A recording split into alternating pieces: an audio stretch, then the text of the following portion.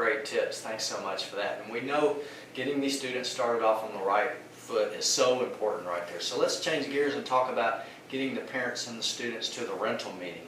Can you share some tips with how a band director might get their parents and their students to come to the rental meeting so they can get a quality instrument? It's very important that you get everyone to the rental meeting, if at all possible. So it needs to be scheduled well in advance, so word can be communicated through those methods we were talking about earlier. It probably should be put on a social media page. It probably should be go home in a handout. It probably should go out in a voice shot call if your school has that capability.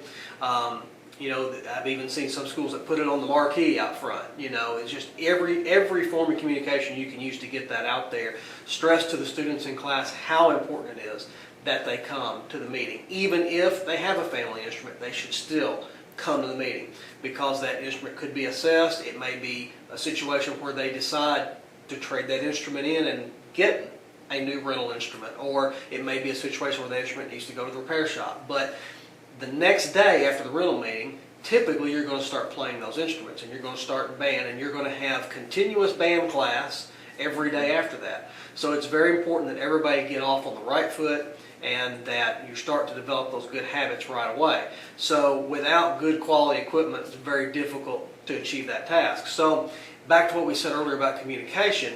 Communication needs to be deliberate, and you have to make a deliberate and consistent effort to get everyone at that rental meeting so they can hear the process and how it works.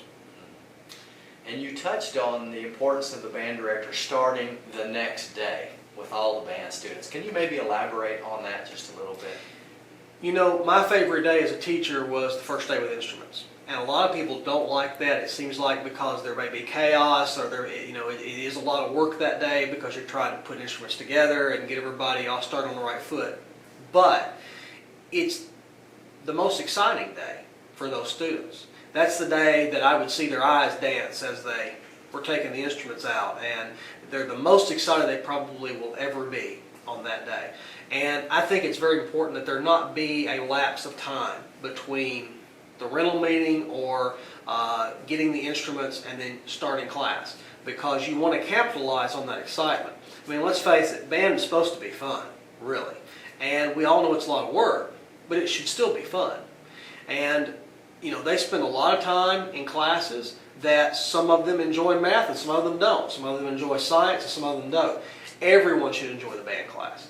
And you capitalize on that excitement, and then you just build on that. And as I said, you should have continuous band instruction then every day from that point forward. Those are great tips. And we really appreciate your time and all the years you've spent both as an educator and working as an educational rep. That information's spot on. Thanks so much for being here today. Thank you.